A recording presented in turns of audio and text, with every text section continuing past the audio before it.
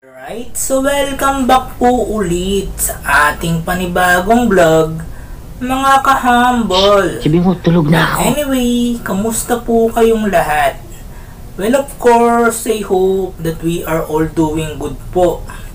So, bali sa bidyong ito, ay pag-uusapan naman po natin ang hindi umano pinagmulan ng pangalan ng tinaguriang business district ng Maynila, ang Makati. Patay! Alright.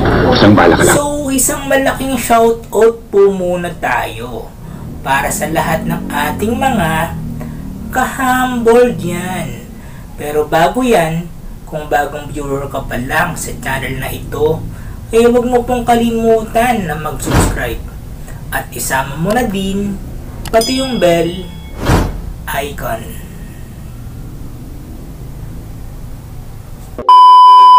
Alright, so based on my own research po, mga kahambol, di umano nagmula daw po ang pangalan ng lungsod noong panahon ng pananakop ng mga Espanyol, na kung saan di umano ay San Pedro Makati ang unang bersyon ng pangalan nito, habang ang ikalawang bersyon naman po di umano ay nagmula sa salitang Tagalog na Makati. Wow. Mula sa salitang kati na nangangahulugang laki at kati ng tubig.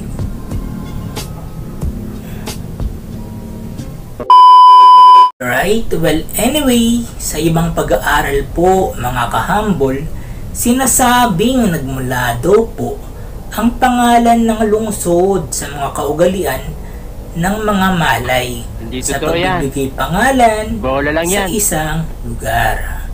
Noon daw po kasi ang Makati ay puno ng makapal na halaman na tinatawag na lupang kalabaw, na kung saan di umano ito daw po ay Makati pag hinawakan. Kaya tinawag daw po nila itong Makati. Tama kayo. Ako naman eh. Alright. Dalawang beses na yan! Anyway, sana po ay may natutunan po tayo sa topic na ito, mga kahambol. At kung nagustuhan nyo nga po ang video ito, ay paklik na lang po ako ng like button sa ibaba. And please comment down below your reaction and opinion in this topic.